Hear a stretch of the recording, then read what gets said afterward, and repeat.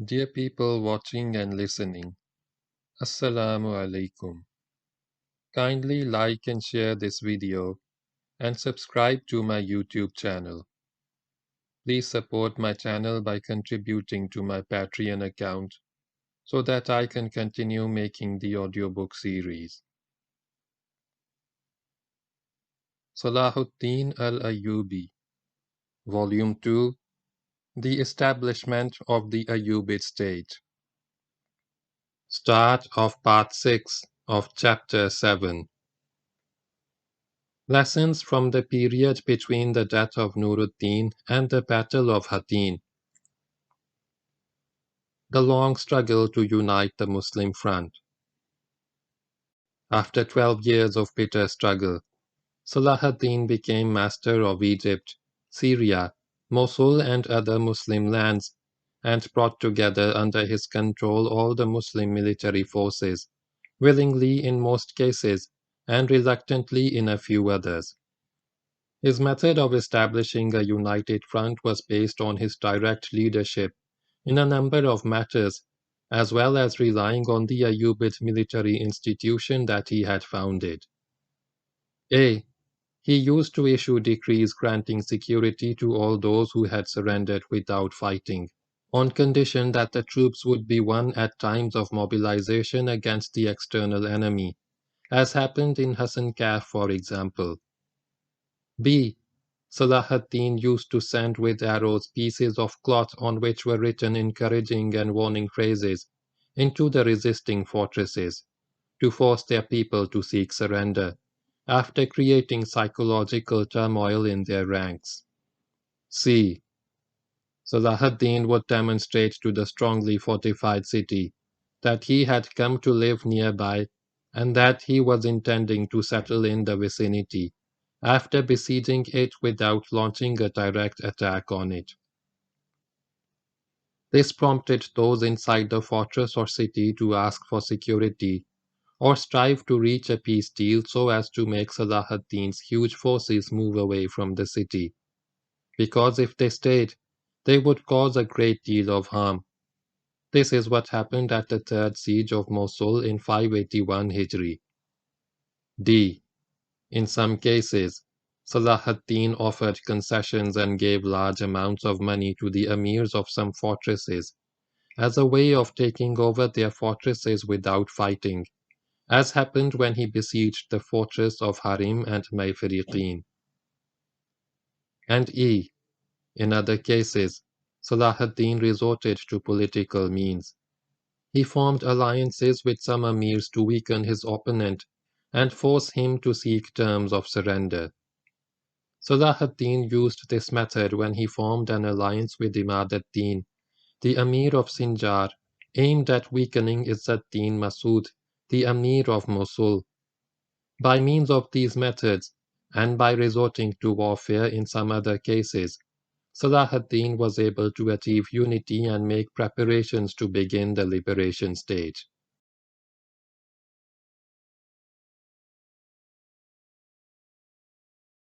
Salah ad-Din's efforts to unite the Muslims. The general characteristics of Salah ad-Din's efforts to unite the Muslims included the following. A. Generosity with wealth, which he regarded as insignificant. This is clearly seen in the large amounts that he gave to his followers, to the delegations who came to see him, and to those who surrendered to his rule, or to whom he promised to give. His letting off the countries he conquered of all past debts and taxes, and abolishing the levies and unjust taxes, apart from the taxes that are permitted in Sharia. Undoubtedly, this played a role in attracting people to join his ranks and silencing his opponents. B. His tolerant attitude. He fought those who opposed him in order to form a united front. When he defeated them, he did not allow anyone to pursue them or to kill their wounded. He released their prisoners, and sometimes showed tolerance towards those he knew were his enemies. He did not show any animosity towards them. He overlooked their aggression, even though he was well aware of it. because he wanted them to become his allies after being his opponents. C. His deep Islamic faith. This was not only represented in his acts of worship, but also in his belief that jihad was an obligation, first for himself and also for others, so he did not accept anything but urging them to engage in it. D.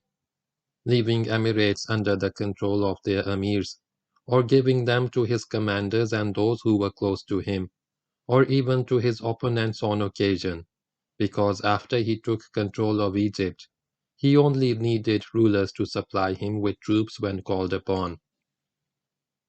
This is what explains his compromises and diplomatic negotiations, and his granting security to those who opposed him. E. Among the Zangid family in particular, and the other emirs of Nuruddin in general, there did not appear any person other than him who had the strength and ability to maintain the principles according to which Nuruddin and his father before him had operated. And F. As well as trying to win the support of the Muslim masses, he also sought to win the approval of the Abbasid Caliph, who he still believed was the source of spiritual legitimacy for all Muslims. He sent him letters one after another concerning different situations, sometimes explaining them, and sometimes accusing his opponents, or asking permission, or giving glad tidings, but never stopping. From all of that we may understand that Salah ad-Deen's strength was the result of the strong bond between him and the Muslim masses through his deeds and jihad, and his standing by and defending the masses' demands, by defending their religion and beliefs and confronting the invaders. Salah ad-Deen fought with some Muslim rulers, but he only fought them because of their selfishness and focus on their own personal interests and authority. He spent 12 years, from 570 to 582 Hijri, that are 1174 to 1186 Common Era, establishing a united Islamic front.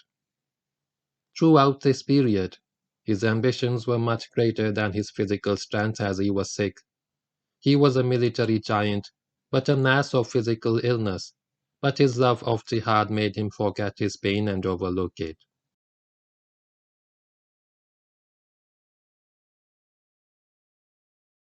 Two who strove for unity and liberation.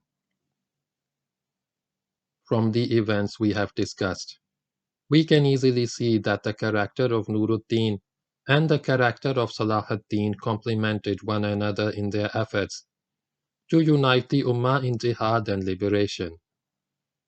Allah enabled them to do that, and Salah ad-Din, may Allah have mercy on him, who was one of the commanders and emirs of Nuruddin Mahmud, came to complete Nuruddin's plan to unite the Muslim Ummah in faith and loyalty towards Allah and His Messenger, sallallahu alaihi wasallam, and those who believe, and in disavowal of the enemies of Allah and His Messenger, sallallahu alaihi wasallam, and the Muslims, and to fight the Crusaders and expel them from the Muslim lands.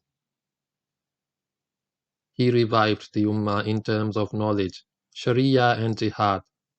He established a system of Quranically prescribed punishments, retaliatory sanctions and disciplinary punishments, and put an end to injustice and corruption. Then after he had made preparations and united the Ummah, he embarked on jihad in Syria, Egypt, the Hijaz, Iraq and Yemen, to attack and expel the Franks from the Muslim lands. Salah ad-Din al-Ayubi, may Allah be pleased with him, stated that he acquired a great deal of the character and attitude of Nuruddin, especially his justice in ruling and his jihad. He said concerning the justice of Nuruddin and how he adopted that from him, commenting on the fairness of Nuruddin towards the one who mistreated him. That is the right thing, and any act of justice you see on our part, we learn from him.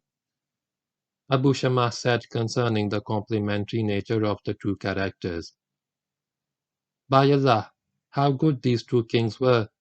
They came one after the other with good conduct and pure hearts. One was Hanafi and the other Shafi'i. May Allah heal by means of them everyone who is ailing.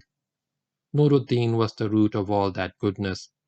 By means of his justice and sheer character he established security throughout his land, despite the prevalence of evil and injustice, and he gained control of the lands that he needed to be able to continue his jihad. Thus it became easier for the one who succeeded him to complete the course. But Salah ad-Deen's achievements in jihad were greater. He reached more lands and showed patience and perseverance, and Allah kept for him the greater victory, namely the conquest of the Holy Land. May Allah be pleased with them both. As the poet said, how much the former left for the latter to do. Imad ad-Din al-Khatib said of Nuruddin and Salah ad-Din, they renewed Islam after it had declined, and strengthened it after it had grown weak. Then Allah supported Islam after they were gone with al-Malik at-Tahir Rukn ad-Din.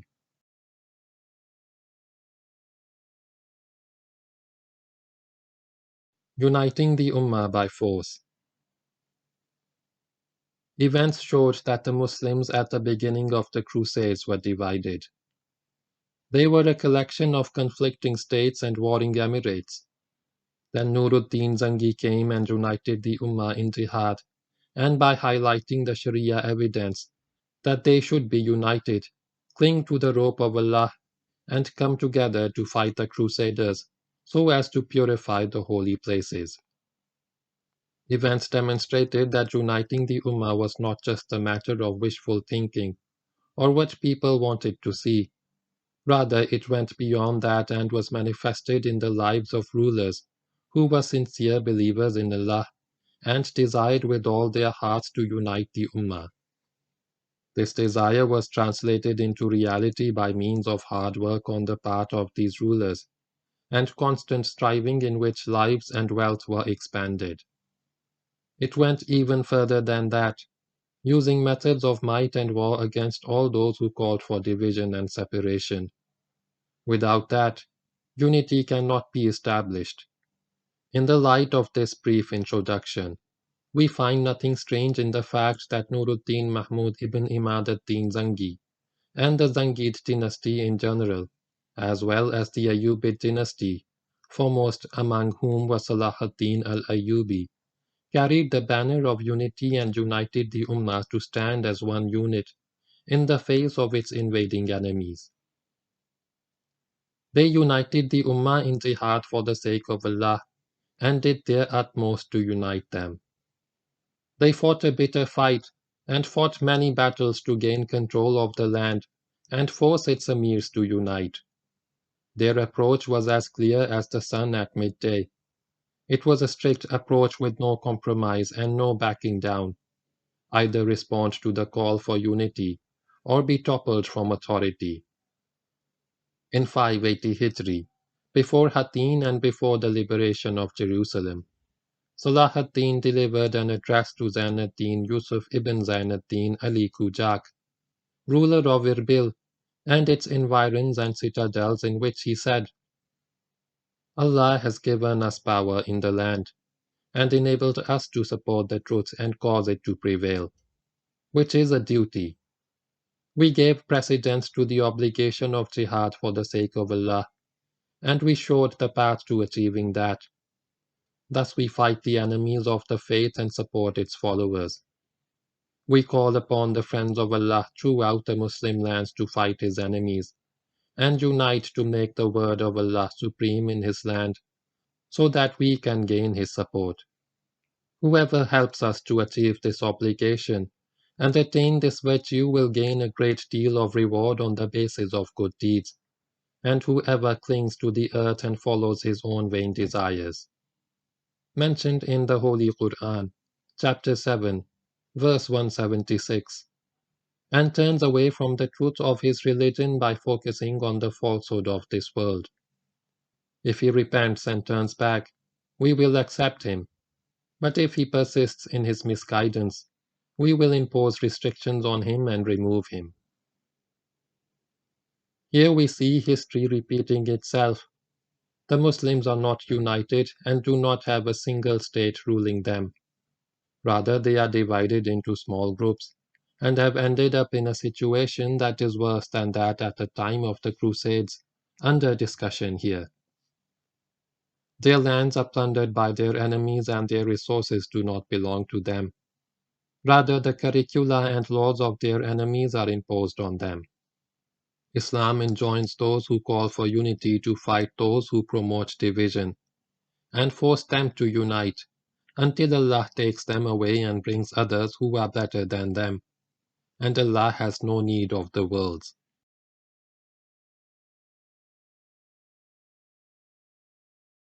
Unity is a popular demand, and no separatist ruler can stand against it. When the ruler of Damascus refused to receive Salah ad-Deen because he did not want to unite and fight the Crusaders, the people of Damascus did not accept this attitude. They welcomed Salah ad-Deen and his army, and influence passed into the hands of Salah ad-Deen, the Mujahid, and those who were with him. The Mamluk Sarkhak, ruler of the citadel of Harim, in the environs of Aleppo, refused to hand the citadel over to Salah ad-Din al-Ayubi, who had corresponded with him concerning that for the purpose of uniting the Muslim forces, to fight the Crusaders, but instead he sent word to Crusaders, seeking their protection against Salah ad-Din. The troops who were with him heard that he was corresponding with the Crusaders, and feared that he would hand it over to them. So they seized him and imprisoned him, and sent word to Salah ad-Din, asking him to grant them safety and to come to them. He responded to their request, and they handed the fortress over to him.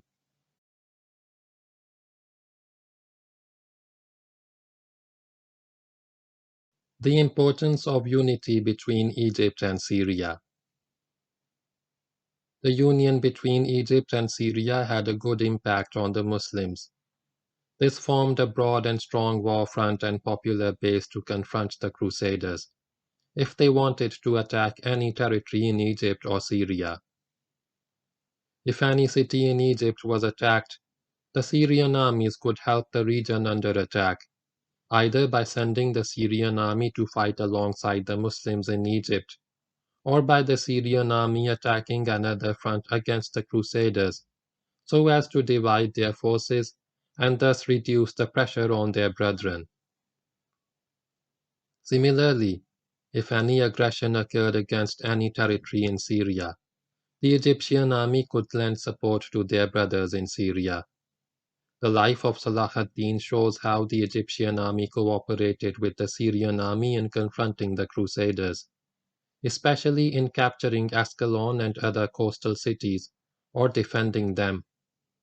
Salah ad-Din was able to achieve unity sometimes by diplomatic means, and sometimes by use of threats.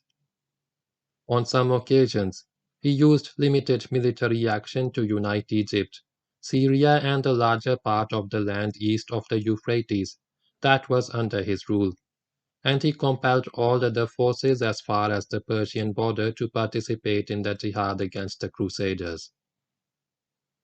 He accomplished that without slowing down the jihad, as offensive military operations continued under his own leadership, or that of his commanders from his main base in Damascus.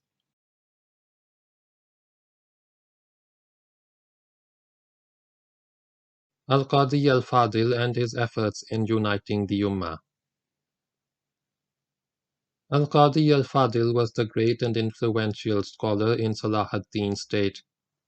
Salah ad-Din would consult him and not do anything without him, or conceal from him any idea that he had in mind.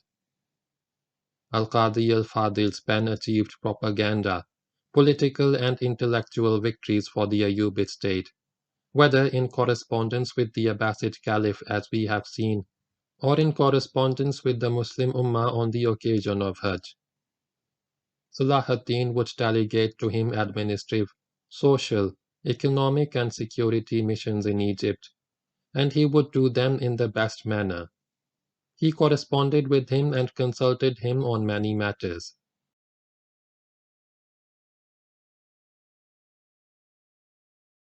Al-Qadi al-Fadil's missive to Salah ad-Deen. There follow some details of the letters that al-Qadi al-Fadil sent to Salah ad-Deen when he was in Syria. The walls of Cairo. With regard to the walls of Cairo, in accordance with His Highness's instructions, work was resumed and the edifice rose. The wall follows the route that leads to the coast at Al-Muqaddam. May Allah grant long life to His Highness, so that he may see it curving like a shield around the two cities. A wall, rather a bracelet adorning Islam.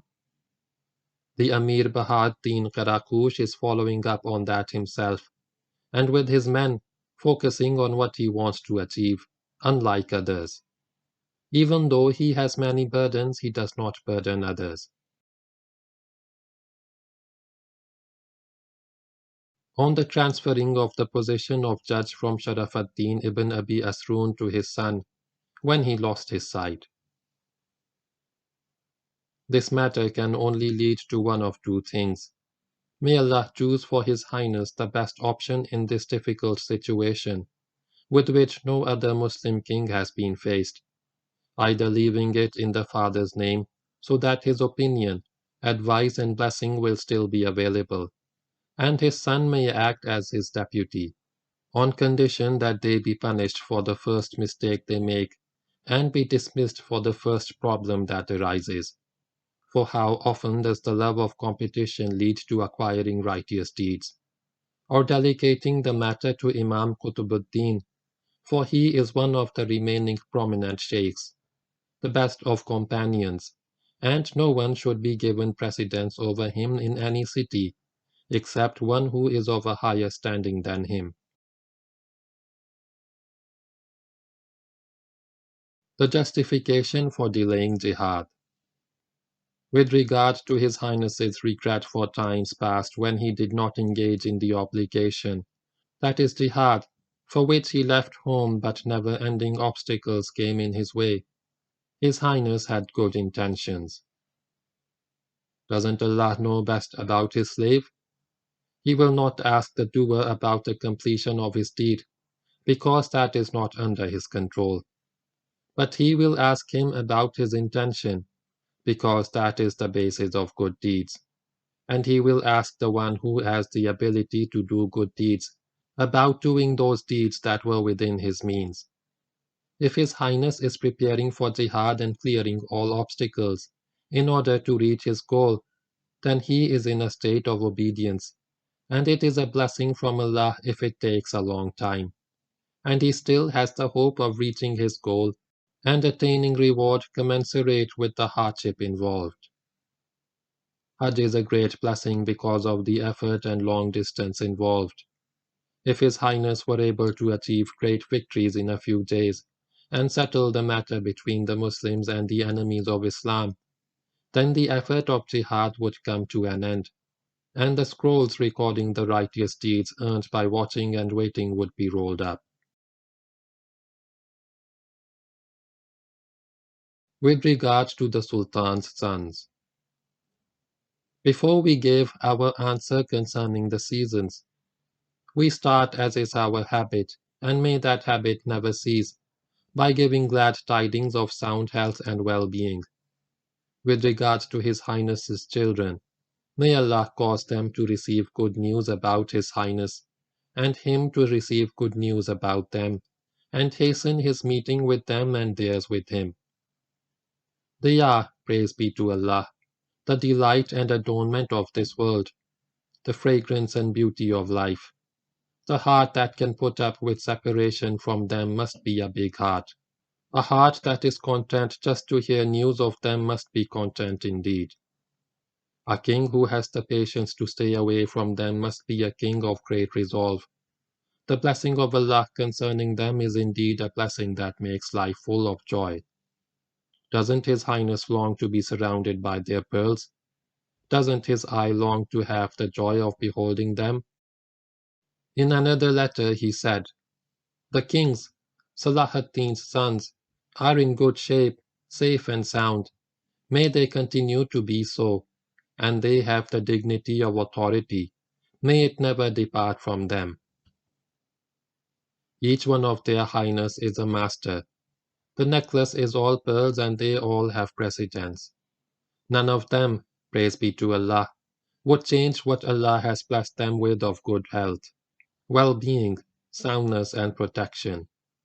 May Allah extend the life of His Highness until He sees of their development what their grandfather saw of his household, knights of brilliant valor and kings of Islam, stars of the earth, offspring of one another.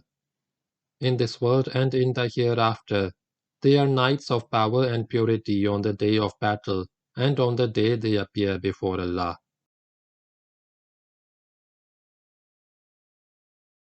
Speaking out against evil. What is enjoined with regard to obvious evils is removing their causes, closing the doors that led to them, arranging marriage for every divorced woman, and purifying everyone who has committed evil. Allah will grant His Highness the reward of one who got angry in order to please Him, and forced people to follow the way and manners of the Sharia.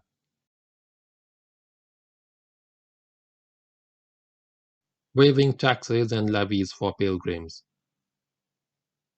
Among the glad tidings the like of which neither the pilgrims nor rulers of Egypt were used to achieving, or attaining the reward thereof, was keeping the levy collectors out of Jeddah and the rest of the coastal areas. How often Allah has blessed His creation with provisions at the hands of His Highness, which is more than what is due. It is more appropriate for His Highness to appreciate his position, because he is in charge of these two holy sanctuaries that do not receive help from those who are able to help.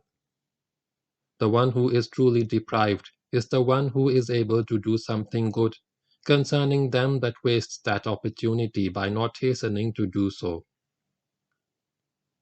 It is no secret to His Highness how the Franks care for Jerusalem and protect it by land and sea, with warships and mounts, when far away and when near, and how they come together to protect it and hasten to support its people with their lives and wealth.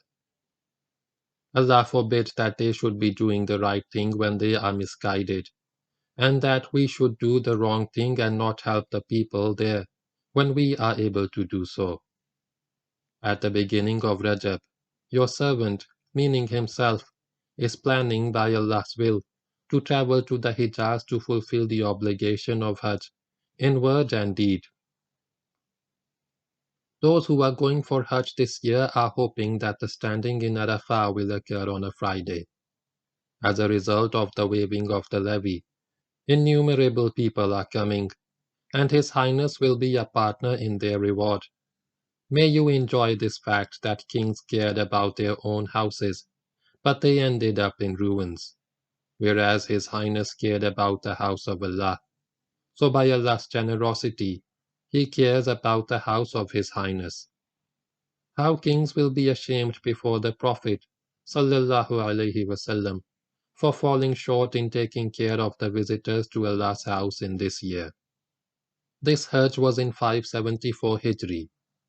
In 576 Hijri, al-Qadi al-Fadil asked Salah ad-Deen for permission to do Hajj, and the Sultan agreed to that, and wrote to him at the top of the page in the same lines as the Bismillah, "May Allah be with you. Would that I could be with you, for I would have attained a great reward." According to one report, the Sultan Salah ad-Deen responded to al-Qadi al-Fadil's request in writing, and said, commenting on his first Hajj in 574 Hijri,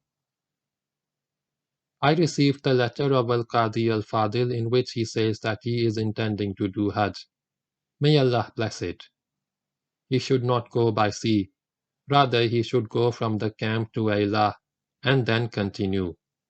He may stay in Ayla for one night, and in Iram for one night or less than a night, and Qati Iram for one night. Then he will be far away from crusader danger. and there will no longer be any fear for him, insha'Allah. Secondly, take hold of his hand and make him swear that he is not going to settle there. Thirdly, give him 3,000 dinars and tell him, you have to spend this on my behalf, not on your behalf, on those who stay to worship in Mecca and Medina, and on their inhabitants. This is a very important matter, because people will inevitably have needs, and they must be given. If he says this is little, then you should lend me this amount from your own wealth and give it to him. This is very important. Otherwise, there is no permission for him to go to Hajj, unless he complies with these conditions that I have stipulated. With regard to his return, he has to return to Syria, because I have no other home, until Allah decides between me and the Franks. And he is the best of judges. Quran, chapter 7, verse 87. Al-Qadi al-Fadil wrote some of the sheikhs of Mecca after he returned, saying, May Allah bless the Hijaz and the Kaaba. How much I long for it. How much I yearn for the holy places.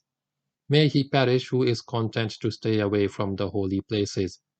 And may he be blessed who comes and stays at that sanctuary. How I thirst for the water of Zamzam. He continued, As for the blessed road, there were many dangers and incidents, all of which made us scared and emotional. But the outcome was good. When we approached Iraq, the enemy chased us, but he could not catch up with us. Then Allah blessed us and the danger was removed, and we reached the land of the Sultan, where we met his countenance. May we never be deprived of its cheerfulness, and we found him engaging in jihad against the enemy, devoting all his time to that, and all his aims will be achieved.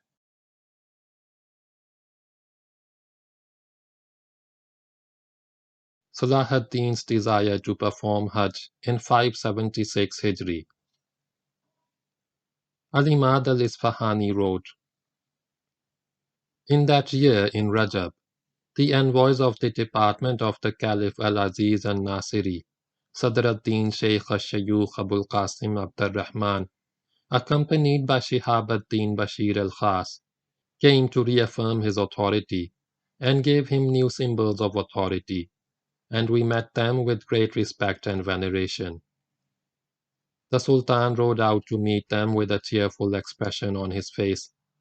When the noble envoys came into sight, it was his duty to show respect and veneration. He dismounted and went forward on foot, showing humility and respect, and the envoys dismounted and came to him, and greeted him on behalf of the Caliph. He returned the greeting and kissed the ground, then they rode into the city. Sadr ad-Din became a close friend of the Sultan.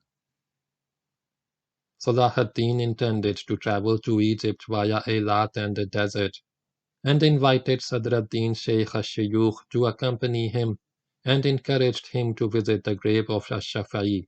May Allah have mercy on him.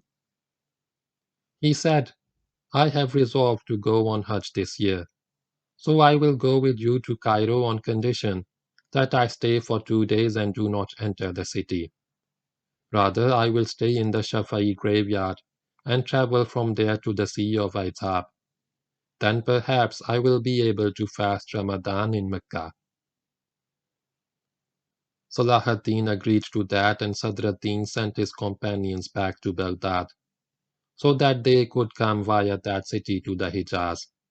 And Shihab ad-Din Bashir went back with the answer to his letter, accompanied by his envoy Diya ad-Din ash-Shahrazuri. Al-Isfahani wrote a letter in response to the department of the Caliph in which he said, Your servant is heading towards Egypt to check on it. Then he will pray istikhara, asking Allah whether or not he should perform Hajj. Then he will return to fight his enemies. Al-Qadi al-Fadil wrote on behalf of al-Malik al-Adil to his governors in Yemen, telling them that the rulers of the East had come under the Sultan's authority, and that he was intending to come to Egypt and fast Ramadan there, and go on Hajj to the house of Allah from there, and he ordered them to accumulate things that could be carried to Mecca for him, wealth, loads and gifts, things that their country had to offer. Al-Qadi also wrote to the emir of Mecca and the emir of Yanbu, telling them about his plan so that they could prepare for his arrival. Al-Qadi al-Fadil wrote to the Sultan Salah ad-Deen, "May Allah bring all kings under his authority, and cause the enemy to lose sleep when thinking of him. May Allah grant to the people of Islam security by means of his justice, and may Allah grant that he may stand at Arafah on the greatest day of Hajj." Then he congratulated him because Allah had blessed him with love of jihad, and had granted him victory in the land of the Armenians and other lands, and for the intention to perform Hajj. May Allah grant him what he wants. It seems that the Sultan had the opportunity to perform Hajj with Sheikh al-Shayukh. Then something happened to prevent that.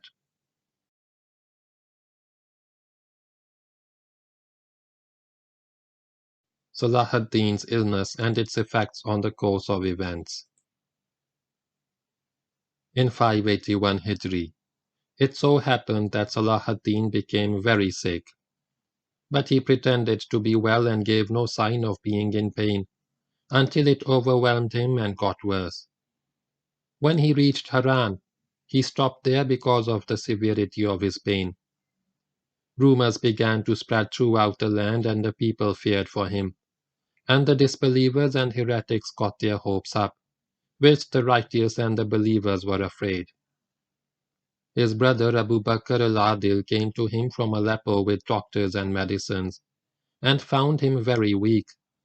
He advised him to make a will and appoint a successor, and he said, "I am not worried when I am leaving behind Abu Bakr, Umar, Uthman and Ali," meaning his brother al-Adil, ruler of Aleppo, Taqi ad-Din Umar, ruler of Hama, who at that time was his deputy in Egypt, and was resident there, and his two sons al-Aziz Usman and al-Afzal Ali. Then he vowed to Allah that if he healed him from this sickness, he would focus all his attention on fighting the disbelievers, and he would never fight any Muslim after that, and he would make the conquest of Jerusalem his most important goal, even if he were to spend all the wealth and treasure that he owned for that purpose. He also vowed to kill Renault de Chatillon, ruler of Iraq, with his own hand, because he had broken the truce with the Sultan and attacked an Egyptian merchant caravan, seizing their wealth and then beheading them whilst saying, "Where is your Muhammad to help you?"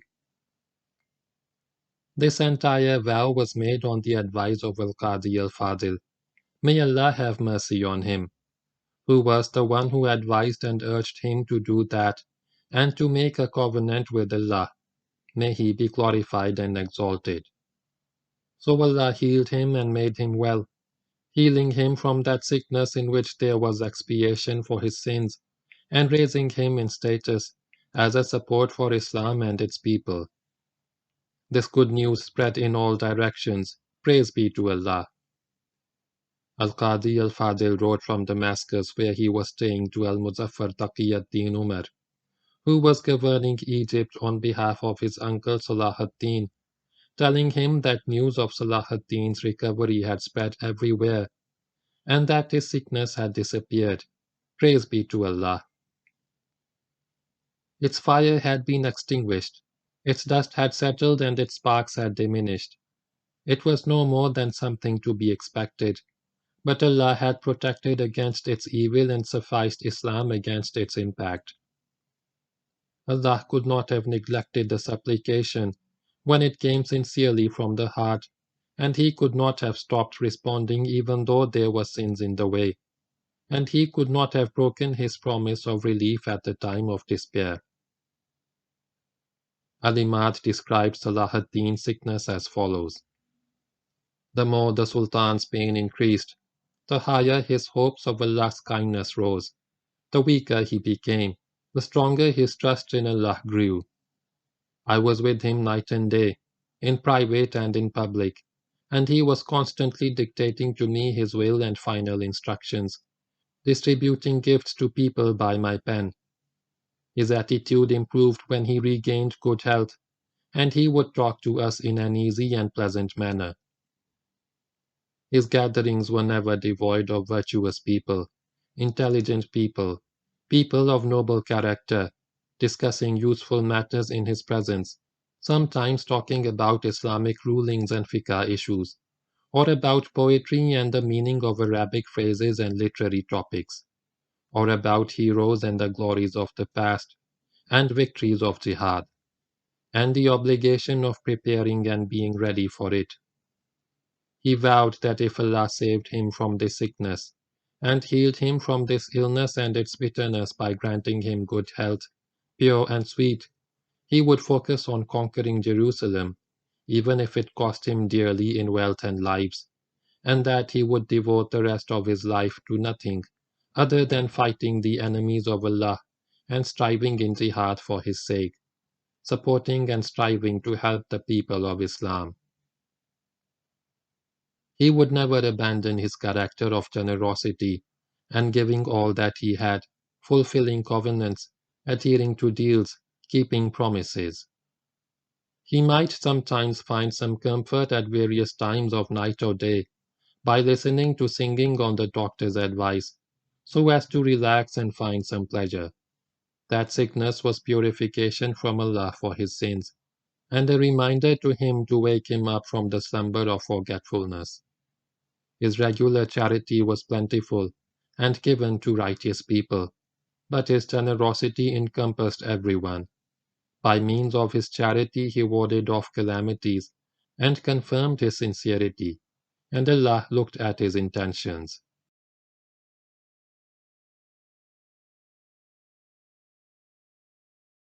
Important figures who died during this stage.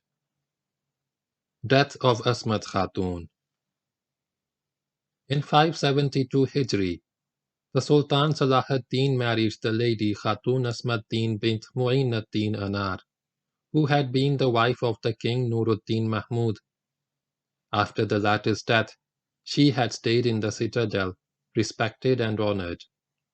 Her guardian who gave her in marriage was her brother Saad ad-Din Mas'ood ibn Anar, and the marriage was performed by al-Qadi ibn Abi Asroon and the people of good character who were with him. Salah ad-Din stayed with her that night and the following one. She was one of the best of women and among the most chaste and charitable. She was the one who established the al-Khatuniya endowment at the place of Hajar al-Zahab and established Khanqa Khatun outside Bab al-Nasr, and she was buried there on the slope of Qasiyun, near Kibab al-Sharqasiyya, beside which is Dar al-Hadith al-Ashrafiyya wal-Atabakiyya. She established many other endowments and died in 581 Hijri.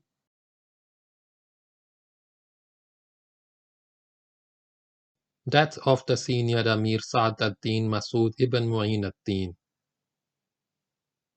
He was one of the senior Amirs at the time of Nuruddin and Salah ad-Din, and he was the brother of the lady Khatun Asmat-Din. When Salah ad-Din married her, he married the latter's sister, the lady Rabia Khatun bint Ayub, by whom the Madrasa as-Salihiyya for the Hanbalis was founded. She lived to old age and died in 643 Hijri. She was the last of the children of Ayub to die. Saad ad-Din died in Damascus in Jamadi Sani, 581 Hijri, from wounds that he had sustained during the siege of May Fariqin. Death of Turanshah, the brother of Salah ad-Din. In 576 Hijri, the Sultan's oldest brother al-Malik al-Muazzam Shams ad-Dawlah Turanshah ibn Ayub died. He had conquered Yemen on the orders of Salah ad-Din, and he stayed there for a while and collected a great deal of wealth. Then he left a deputy to govern the land and went to see his brother in Syria because he missed him. He had written to him on the way, quoting lines of poetry that were written for him by the poet Ibn al-Munajjim when they had reached Taima. He came to Salah ad-Deen in 571 Hijri and was with him during famous battles and great campaigns. Salah ad-Deen made him his deputy in Damascus for a while. Then he went to Egypt when he was appointed as his deputy in Alexandria, but its climate did not suit him. He suffered colic there and died, and was buried in the emir's palace. His sister Sitta Sham bint Ayub moved his remains in a coffin to Damascus, and he was buried in al-Madrasa ash-Shamiyya. The meaning of the name Turanshah is King of the East. Al-Malik Turanshah was noble, generous, acclaimed, courageous and brave. He inspired respect in people's hearts and was serious and patient. When news of his death reached his brother, the Sultan al-Malik al-Nasir Salah ad-Deen, who was camping outside Homs, he grieved deeply for him and recited lines of verse eulogizing him. That of al-Malik al-Mansoor is ad-Deen Farookh Shah ibn Shahinshah ibn Ayub. He died in 578 Hijri. He was the ruler of Baalbek and the deputy in Damascus of his paternal uncle al-Malik Salah ad-Deen.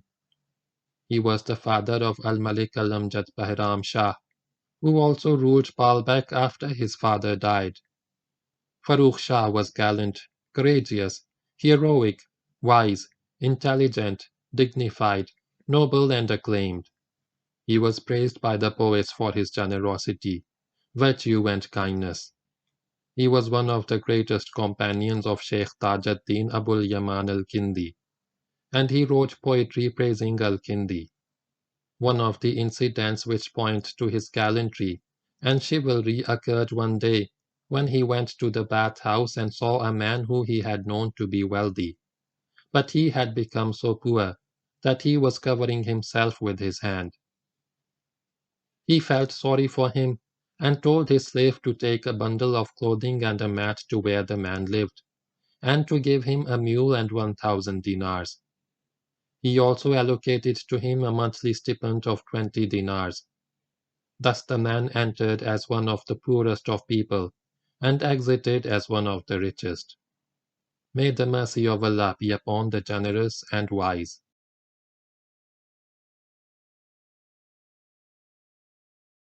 Death of Ahmad ar-Rifa'i. He was an imam, leader, worshipper and ascetic, Sheikh of the Arifin, those who have knowledge of Allah, Abul Abbas Ahmad ibn Abil Hassan Ali, ibn Ahmad Rifa'i al-Maghribi al-Batayhi.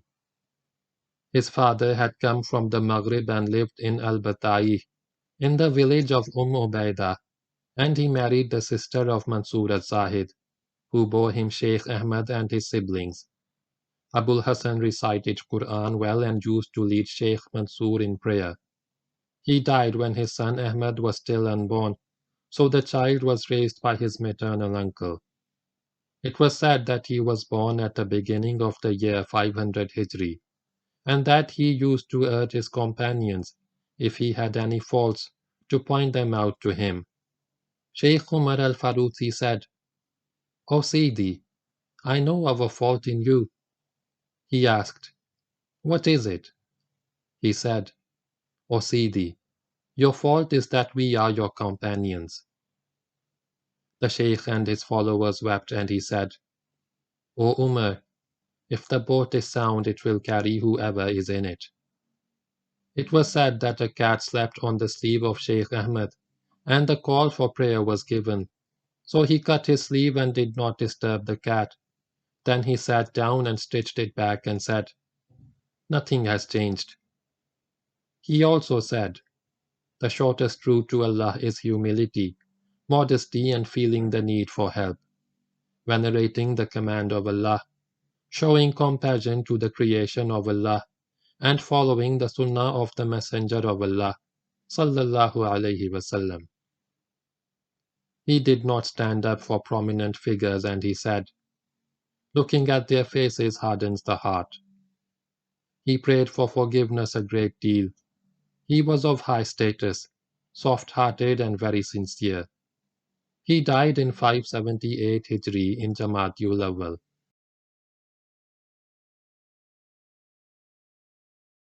Salah ad-Deen enters Armenia. In 576 Hijri, the Sultan Salah ad-Deen made a truce with the Franks and headed towards Anatolia. He brought about reconciliation between Nuruddin Ahmad ibn Qara Arsalan ibn Dawood ibn Artuk, ruler of Hassan Kaif, and the Sultan Izzuddin Kilij Arsalan ibn Mas'ood ibn Kilij Arsalan. They met at a river called Kuksu, where they exchanged gifts and invitations, and celebrated a great deal. In that year, Salah ad-Din entered Armenia to depose their king Ibn Lawin, because he had granted security to some of the Turkmen to come and graze in Armenia. Then in the morning he betrayed them, and took them all captive. So the Sultan entered his land, and humiliated his helpers and troops, and Allah supported the Muslims with fear. Because of that fear, the Armenians set fire to a large citadel known as Manakir, and the Muslims hastened to save what it contained of equipment and foodstuffs. That gave them some power, and they demolished it completely. The Armenian king was humiliated and subjugated. Then he released the captives he was holding, and the Sultan went back victorious and reached Hama at the end of Jamadius Sani.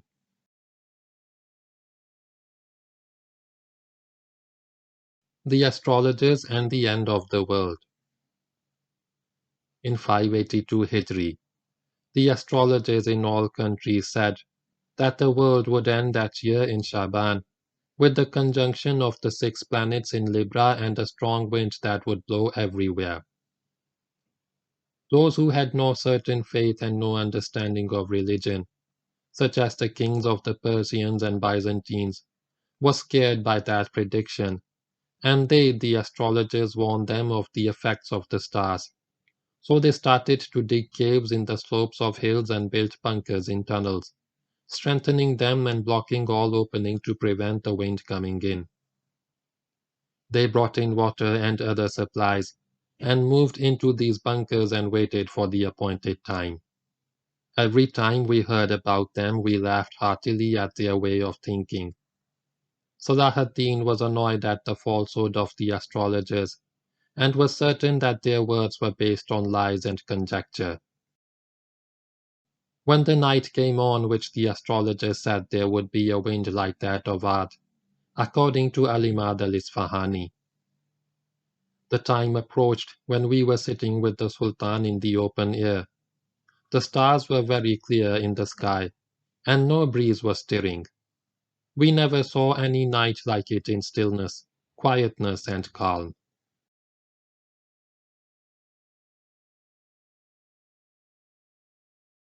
The Abbasid Caliph's consideration toward his Jewish subjects. In 573 Hijri, there was a great deal of trouble between the Jews and the masses in Baghdad. The cause of which was that a muezzin near a Jewish synagogue was insulted verbally by one of the Jews, so the Muslim insulted him back and they got into a fight. The muezzin came and complained to the court and the situation got worse. The masses got together and made a lot of noise. On Friday, the masses prevented the khutbah from being given in some of the mosques, and they left straight away and plundered the market of the perfume sellers, where the Jews did business, and went to the synagogue and plundered it, and the police were unable to stop them. The Caliph ordered that some of the perpetrators be crucified. So at night some of the villains who were in prison and had been sentenced to death were taken out and crucified. Many of the people thought that this was because of these events, so the fitna quieted down. Praise be to Allah.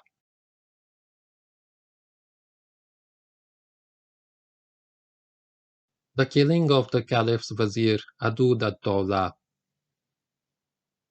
In 573 Hijri, the Caliph's Vizier ad-Dawlah ibn Rais al-Jausa ibn al-Muslimah set out for Hajj, and the people went out with him to bid him farewell. 3 Batinis came to him in the guise of poor people, and they had a message to give him. One of them came forward to give him the message. He struck the Vizier several times with his knife. Then the second attacked, and then the third.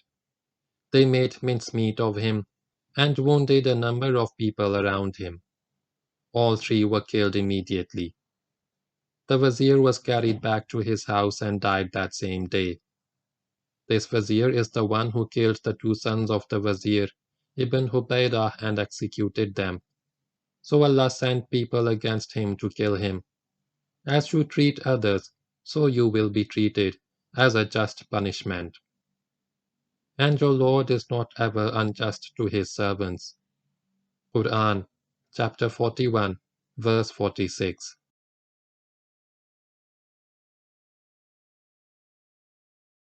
Allah compensates people. The year 577 Hijri began with al-Malik and Nasir Salah ad-Deen staying in Cairo, regularly attending lessons of Hadith. A letter came from his deputy in Syria, Izz-ad-Din Farookh Shah, telling how Allah had blessed the people with many births of twins, as a compensation for what had befallen them in the previous year of widespread epidemic and death. That year, Syria also experienced a great deal of rain as compensation for the drought and resultant high prices that had befallen it earlier.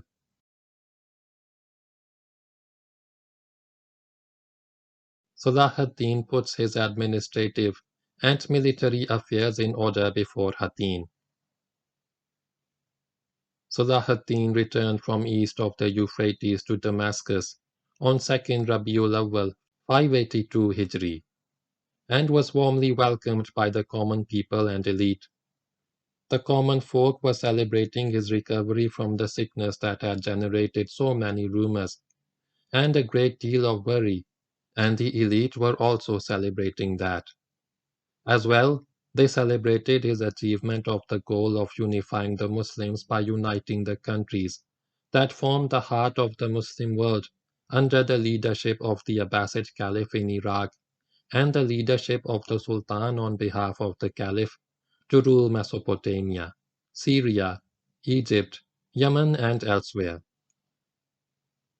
The first person with whom he met after his family was his senior vizier and prominent consultant, the brains behind his state and the one who ran its affairs, al-Qadi al-Fadil. Al-Isfahani commented, "The Sultan met with his family in the citadel, and those who had been spreading false rumors gave up their ignorance. The situation improved, and we enjoyed the company of this virtuous man. The Sultan met with him, that is al-Qadi al-Fadil, and told him his thoughts and was comforted by his discussion with him. He visited him once and asked him to return the visit, and he discussed issues of state with him and consulted him. What did Salah ad-Din achieve in this campaign against Mosul? What were the administrative and military procedures that he undertook after returning to Damascus to put his state in order and prepare for the great confrontation? He reached a peace deal with the Zangid ruler of Mosul and put a stop to sermons being given in the name of the Seljuks in Mosul, and sermons were given in the name of the Sultan Salah ad-Din after mentioning the Abbasid Caliph. The Zangid ruler of Mosul gave up to Sultan everything that lay beyond the Zab river: land, fortresses, citadels, villages, Shahrazur and its villages and environs, the province of Banu Qafjaq, the province of al-Qurabili, al-Bawazij, and Anah, in return for being permitted to keep Mosul and its environs, provided that he come under the authority of Salah ad-Din and send his troops to join them. Furthermore, the sermons and coinage were to be in the name of Salah ad-Din. Sermons and coinage were issued in Salah ad-Deen's name, and obedience was sworn to him in other parts of Mesopotamia and Diyarbakir, especially that which was under the control of Banu Artuk.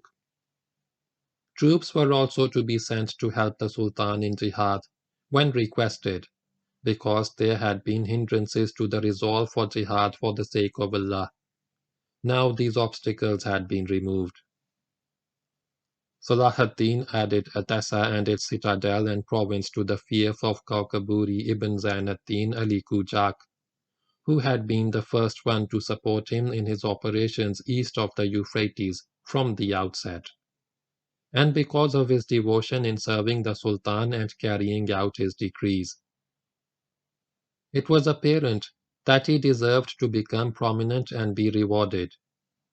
He was the emir under whose control all the eastern forces were brought at the Battle of Hattin. The Sultan abolished the illegitimate taxes throughout the land that submitted directly or indirectly to his authority. That was what the Sultan always did in all countries, and he limited taxes to those that are permitted in the Sharia, namely land taxes, fees, agricultural taxes, and so on. With regard to private family matters in his household, and that of his uncle, he followed the same initial procedures in Aleppo, and took al-Adil with him to Damascus, so as to finalize the matter with regard to final arrangements, after consulting al-Qadi al-Fadil and others. On the way, he put the affairs of Homs in order, the ruler of which Ibn Shirkuh had died. He appointed his son in his stead and obliged him to take care of the border city there, as well as to limit taxes to the legitimate types. Salah ad-Din spent the rest of the year, from 582 Hijri, that is March, to June 1187 Common Era, completing administrative arrangements and military preparations in Egypt and Syria.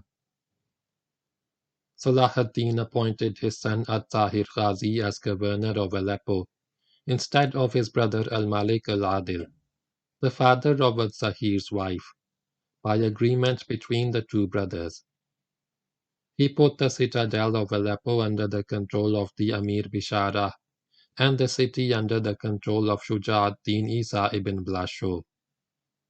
He summoned al-Malik al-Afdal, his eldest son, from Egypt to Damascus, to appoint him as his deputy.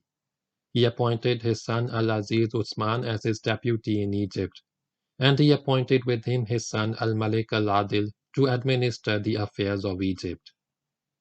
He allocated a suitable fief with which al-Adil was pleased.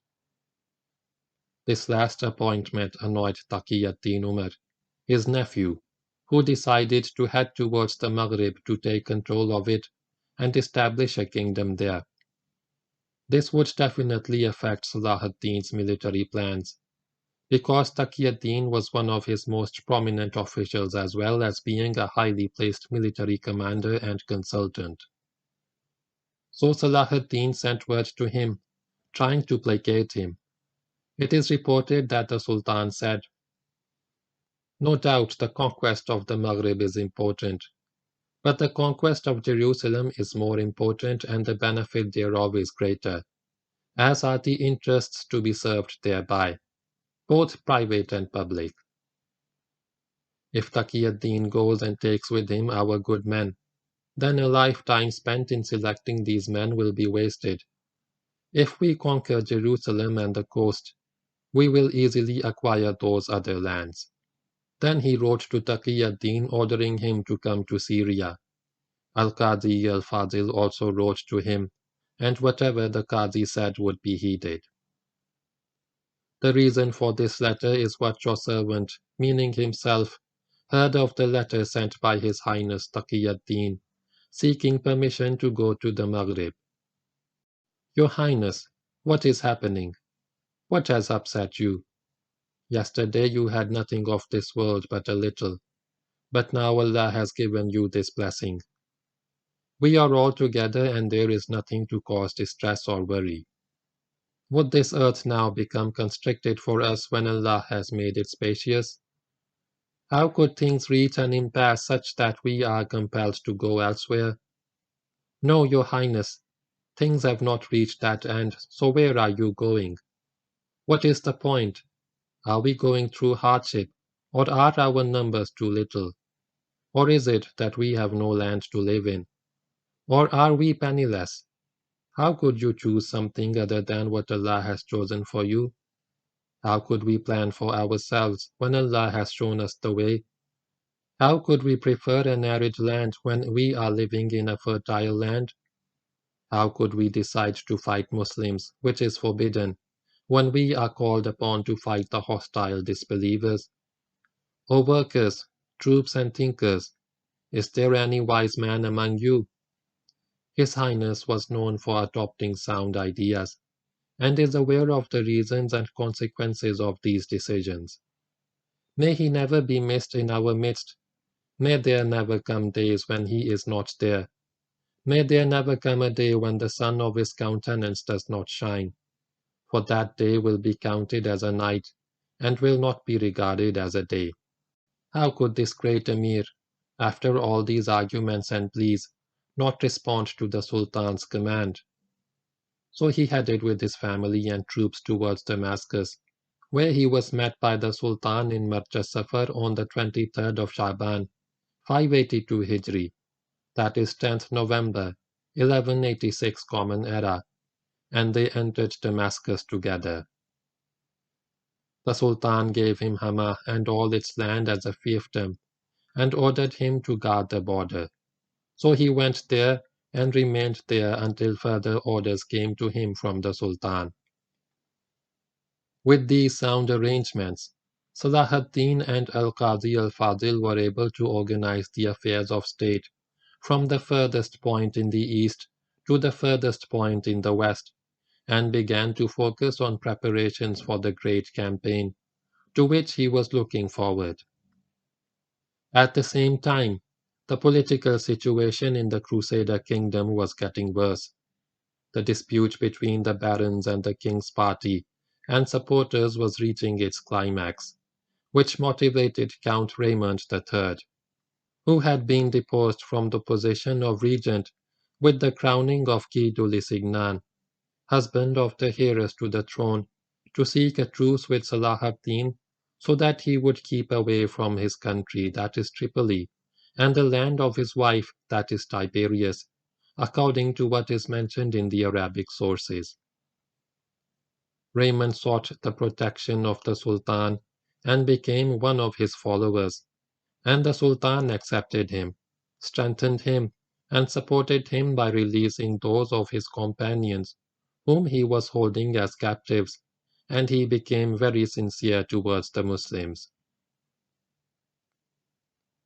The reason that prompted Raymond to make this deal was that the head of the Templars had advised King Guy to gather his forces and besiege Raymond so as to force him to surrender. The king did gather his troops, but Balian, son of Barisan, ruler of Nablus, convinced him that this movement was a mistake, so the troops dispersed and he returned to Jerusalem. Salah ad-Din remained in Damascus, waiting for a suitable opportunity to gather his troops and head towards the battlefield. The capture of a caravan coming from Egypt to Syria, and the failure of negotiations between the Sultan, Renaud de Chatillon, and the king to solve the problem led to both sides making preparations. The Sultan wrote to the troops in Mosul, Mesopotamia, Aleppo, Hama, and Egypt, ordering them to come. The Easterners and the Aleppans were to meet in Ras al-Ma, which was the regular camp ground for Salah ad-Din and the meeting point for expeditions. The Egyptians, led by his brother al-Adil, were to march to the land of Kirak and crack the Montreal. As for the Sultan, he set out to Jasr al-Khashab and stayed there until all the troops of Damascus were gathered with him. End of part 6 of chapter 7. End of chapter 7. End of volume 2.